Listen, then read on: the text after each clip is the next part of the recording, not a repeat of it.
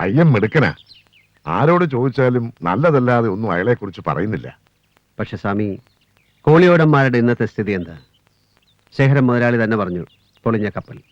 പൊളിഞ്ഞ് താഴ്ന്നുകൊണ്ടിരിക്കുന്ന കപ്പലിലേക്കാണോ ഞാൻ പപ്പയെ പറഞ്ഞയക്കേണ്ടത്? പപ്പയ്ക്കും ഭർത്താവിനും കുഞ്ഞുങ്ങൾക്കും എന്തിനാ 4-5 ജനറേഷന് കഴിയാനുള്ള വക അവളുടെ പേര് കിടപ്പില്ലേ? അനിയത്തിക്കൊരു ഭർത്താവിനെ പണം കൊടുത്ത് വാങ്ങാമെന്നോ? അതോ ഒരു ഭർത്താവ് ഉദ്യോഗസ്ഥരെ നിയമിക്കാമെന്നോ? ഇല്ല സ്വാമി, വലിയ പണക്കാരനൊന്നുമല്ല, കൊള്ളാവുന്ന കുടുംബം, നല്ല ജോലി, അങ്ങനെ ചില മിനിമം ആഗ്രഹങ്ങളെ ഞാൻ പറയുന്നുള്ളൂ. അങ്ങനെ ഒരു ബന്ധം കിട്ടും. അവളെ തിരുത്താൻ കഴിയുമെങ്കിൽ അതല്ലേ നല്ലത്. വഴക്കു പറയരുത്. ഏട്ടന്റെ സ്വരം മാറിയാൽ തകർന്നു പോകുന്നൊരു മനസ്സാ പപ്പയുടേത്. ചെല്ലുമോളെ. എന്താ പപ്പ ഇത്? തലവേദനയാണ് ഏട്ടാ. ഞാൻ കിടക്കായിരുന്നു. കുളിച്ചിട്ടുമില്ല, ഒരു വക കഴിച്ചിട്ടുമില്ല. നടക്കുമോളെ. ഡോക്ടറെ കാണണോ? വേണ്ട ഏട്ടാ. എന്താ നിനക്ക്?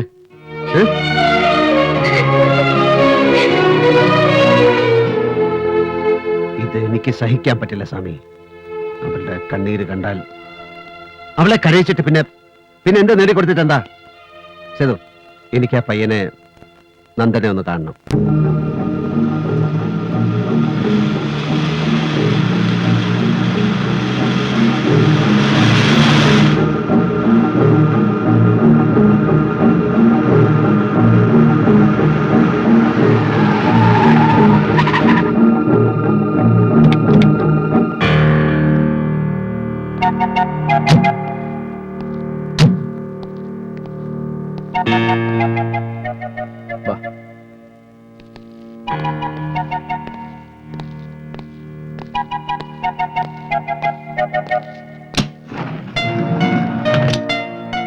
കേറ്.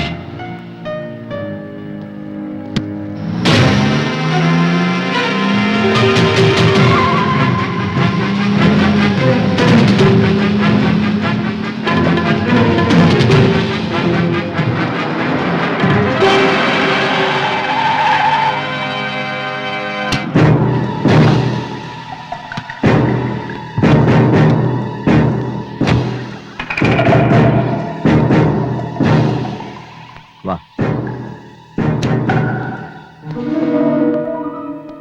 നിനക്ക് പേടി തോന്നുന്നുണ്ടോ? ഇല്ല. എന്തുകൊണ്ട്? ഞാൻ തെറ്റൊന്നും ചെയ്തിട്ടില്ല. തെറ്റും ശരിയും ആപേക്ഷികമാണ്. നിന്റെ തെറ്റ് എനിക്ക് ശരിയാവാം, എന്റെ ശരി നിനക്ക് തെറ്റായി കാണാം. വേദാന്തം പ്രസംഗിക്കാനല്ല ഞാൻ നിന്നെ കാണാൻ തീരുമാനിച്ചത്. എന്റെ പ്രശ്നം പപ്പയാണ്, പപ്പ മാത്രം. ഒരു പെൺകുട്ടി ജനിക്കുന്ന നാൾ തൊട്ട് അച്ഛന്റെയും അമ്മയുടെയും മനസ്സിലൊരു കനൽ ചൂട് നീറാൻ തുടങ്ങും. പ്രാപ്തനെന്ന് തോന്നുന്ന ഒരാളെ കണ്ട് കയ്യിലേൽപ്പിച്ച് അവളെ പടിയിറക്കുമ്പോഴാണ് തീയണയുന്നത്. പക്ഷെ വിധിയുടെ കള്ളക്കളി പോലെ ഒട്ടും ദയ കാണിക്കാതെ, തിരിഞ്ഞൊരു വട്ടം പോലും നോക്കാതെ, ജന്മം കൊടുത്ത് ഊട്ടി വളർത്തി വലുതാക്കിയവരുടെ നെഞ്ചിലെ കനലിലേക്ക് ഒരു പെട്ടി വെടിമരുന്ന് വാരി എറിഞ്ഞിട്ട് ഏതെങ്കിലും ഒരു പന്ന നായിന്റെ മോന്റെ കൂടെ ഒരു ദിവസം അവൾ ഇറങ്ങിപ്പോവും. പറയാം, പ്രസംഗിക്കാം ആദർശങ്ങൾ, കാലണയ്ക്ക് വില പോലും ഇല്ലാത്ത പുരോഗമന ആശയങ്ങൾ. അവൾ ഇൻഡിവിജ്വലാണ്. അവളുടെ ലൈഫ്, ഡ്രീംസ്, അവളുടെ ഫ്യൂച്ചർ തേങ്ങാ കൊലയാണ്. കുപ്പായ മൂരി എറിയുന്ന ലാഘവത്തോടെ അവൾ ഊരി വലിച്ചെറിഞ്ഞ 2 പായ് ജന്മങ്ങൾ, അച്ഛനും അമ്മയും. പപ്പയ്ക്ക് ഞാൻ ഈ രണ്ടുമാണ്. എനിക്ക് അനിയത്തിയല്ല, മകൾ. അങ്ങനെ ഞാൻ വളർത്തി വലുതാക്കിയ പപ്പ എന്നെ കരയിക്കാനാണ് ഭാവമെങ്കിൽ, അതിന് നീയാണ് കാരണമെങ്കിൽ, ഈ മണ്ണിൽ ഞാൻ നിന്നെ ചവിട്ടി താഴ്ത്തും. പപ്പയുടെ ഏട്ടന് തെറ്റി. 2 വിഡ്ഢിക്കുട്ടികളല്ല ഞാനും പപ്പയും. പരസ്പരം റെസ്പെക്ട് ചെയ്യുന്ന നല്ല 2 സുഹൃത്തുക്കൾ. അതിനപ്പുറത്തേക്കൊന്നും അത് വളർന്നിട്ടില്ല, വളരാൻ ഞാൻ അനുവദിക്കില്ല. ആരെയും ഭയന്നിട്ടല്ല, പപ്പയോടുള്ള എൻ്റെ സ്നേഹക്കൂടുതൽ കൊണ്ട് തന്നെയാണത്. ഒരറ്റത്ത് നിന്നും തീ പിടിച്ചു തുടങ്ങിയ വീട്ടിലാണ് ഞാനിന്ന് ജീവിക്കുന്നത്. ഒരിക്കലും പപ്പയെ അവിടേക്ക് വിളിച്ചുകൊണ്ട് ഞാൻ ദ്രോഹിക്കില്ല. പ്രേമം മനുഷ്യനെ അന്ധനാക്കും എന്നൊക്കെ പറയുന്ന റൊമാൻറ്റിക് സ്റ്റുപ്പിഡിറ്റിയിൽ എനിക്ക് വിശ്വാസമില്ല. ജീവിതം തന്നെയാണ് വലിയ കാര്യം, പിന്നെ പണവും. എനിക്കതറിയാം. അവൾക്ക് പിന്മാറാനാവില്ല എന്ന് പറഞ്ഞാൽ? അവൾക്ക് എന്നെ ഒരുപാട് ഇഷ്ടമാണെന്ന് എനിക്കറിയാം. പക്ഷേ അവൾ ഈ ഭൂമിയിൽ ഏറ്റവും വലിയതായി സ്നേഹിക്കുന്ന ബഹുമാനിക്കുന്ന അവളുടെ ദൈവമാണ് നിങ്ങൾ. എന്റെ പൂർണ്ണ സമ്മതത്തോടെ ഈ വിവാഹം നടക്കുകയാണെങ്കിൽ നീ അതിനെക്കുറിച്ച് ചിന്തിച്ചിട്ടുണ്ടോ? ഞാൻ പകൽ സ്വപ്നങ്ങൾ കാണാറില്ല. അത് നല്ലത്. എനിക്ക് നിന്നെ ഇഷ്ടമാവുന്നു. പപ്പയെക്കുറിച്ച് നിനക്കറിയാത്ത ചില കാര്യങ്ങളുണ്ട്. നിങ്ങൾ തമ്മിൽ എത്ര വലിയ ഫ്രണ്ട്ഷിപ്പ് ആണെങ്കിലും നിന്നോട് അവൾ പറയാനിടയില്ലാത്ത ചില കാര്യങ്ങൾ നീ അതറിയണം. നിർബന്ധമില്ല. എനിക്ക് നിർബന്ധമുണ്ട്. കച്ചവടങ്ങൾ ഓരോന്നായി പൊട്ടിപ്പൊളിഞ്ഞു. വിൽക്കാൻ പറ്റുന്ന പലതും വിറ്റ് തീർന്നു. കോളിയോടന്മാര് പൊളിഞ്ഞു പാളീസ. സ്ഥിതി പരമേശ്വരന് നല്ലവണ്ണം അറിയാം. എന്നിട്ടും ഈ ബന്ധത്തിന് തയ്യാറായല്ലോ. അതെന്റെ മോന്റെ പുണ്യം. പക്ഷെ ഒന്നുണ്ട് പരമേശ്വരൻ, അവൻ നല്ലവനാ. മൂത്തവന്റെ മാതിരി ബുദ്ധി തിരിഞ്ഞിട്ടില്ല. ചെയ്തത് അബദ്ധമായി പോയിന്ന് നാളെ പരമേശ്വരന് തോന്നില്ല. ആവശ്യത്തിലേറെ കയ്യിലിരിക്കുമ്പോഴും ആവശ്യങ്ങളില്ലാതിരിക്കുമ്പോഴും പണം വെറും കടലാസ് കെട്ടുകളാണ്. ഞാൻ അങ്ങനെ കാണുന്ന ഒരാളാണ്. വായിൽ സ്വർണ്ണക്കരണ്ടിയുമായിട്ട് പിറന്നു വീണവനൊന്നുമല്ല ഞാൻ. ആരുടെയോ കർമ്മഫലം കൊണ്ടോ ഇന്നീ കഴിയുന്ന നിലയിൽ എത്തിച്ചേർന്നു. പപ്പയും നന്ദനും തമ്മിൽ ഇഷ്ടത്തിലാണെന്നറിഞ്ഞു. നന്ദനെ കണ്ട് സംസാരിച്ചപ്പോൾ അവരുടെ ആഗ്രഹത്തിൽ തെറ്റില്ല എന്നെനിക്ക് ബോധ്യമായി. അത്രേ ഉള്ളൂ. ഈ പണവും തറവാടത്വവും ഒക്കെ മറക്കാൻ കഴിയുന്ന കാര്യങ്ങളാണ്. അവർ രണ്ടുപേരും മത്സരിച്ച് ചെലവഴിച്ചാൽ പോലും തീർക്കാൻ ബുദ്ധിമുട്ടുള്ളത്ര പരമേശ്വരന്റെ കയ്യിലുണ്ട്. അറിയാം, ശരിക്കറിയാം.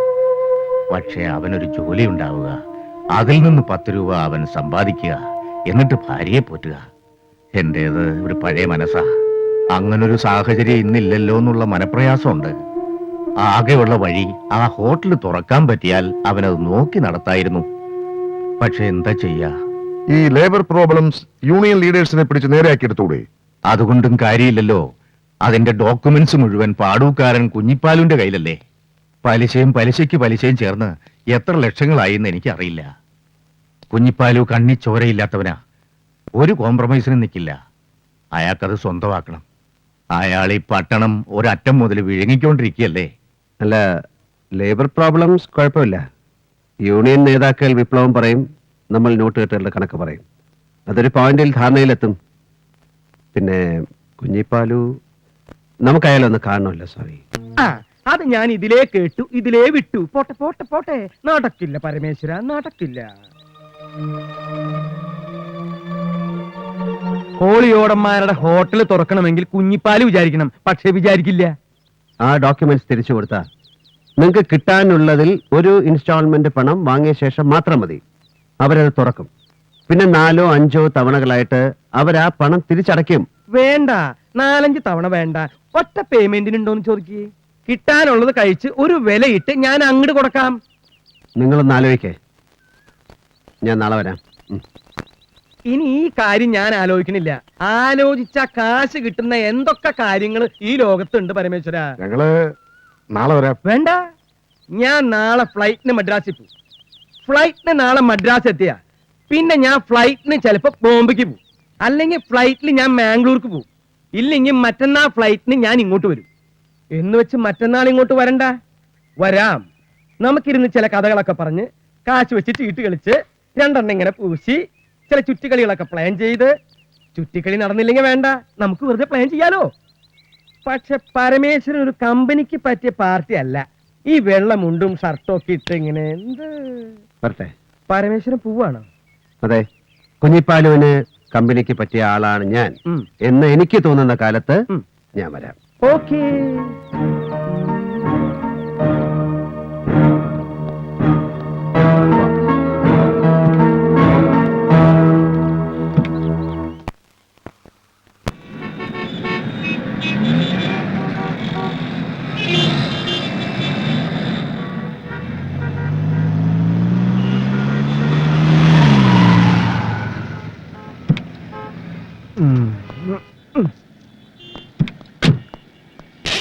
അയ്യോ, ക്ലീൻ കറോ. എന്നെ രക്ഷിക്കാൻ വേറൊരാളില്ല ഭായി. ഇന്ന് ഇറാനിയെ കണ്ടില്ലെങ്കിൽ ഞാൻ ബോംബെക്ക് വരുമായിരുന്നു. ഈ ലങ്ക ഷെട്ടി എന്ന് പറഞ്ഞ തെണ്ടി. കുഞ്ഞിപ്പാലു. ഹായ് നന്ദകുമാർ. വാട്ട്? ലങ്ക ഷെട്ടി. ആര് പറഞ്ഞു? ഞാൻ പറഞ്ഞു. നെയ്, ഞാൻ ജഗൻ ഭായിയോട് പറഞ്ഞ് എല്ലാം ക്ലിയർ ചെയ്തതാണ്. സബ് കുച്ച് സെറ്റിൽഡ് ആയിട്ടില്ല.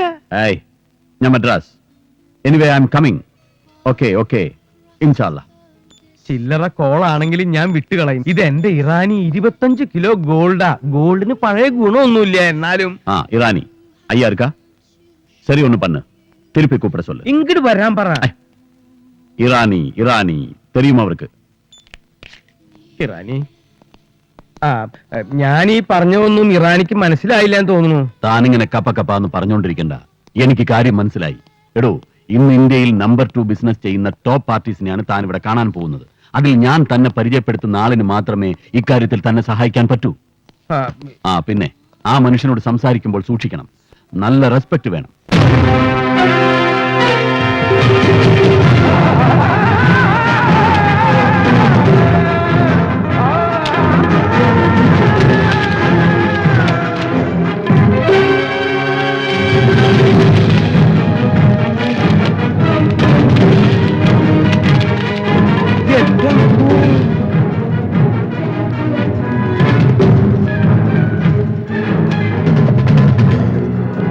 സലാം ഉസ്താദ്. റാണി കൈസേ ബേട്ടാ? Fine, happy. Very good.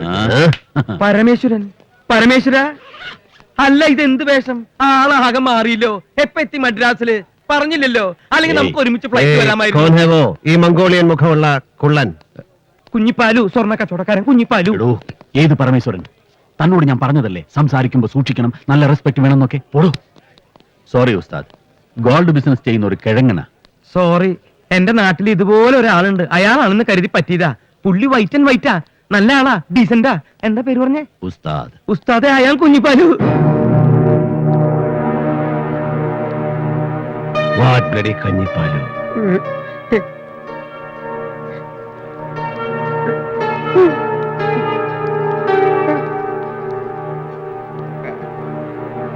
ഉസ്താദ്,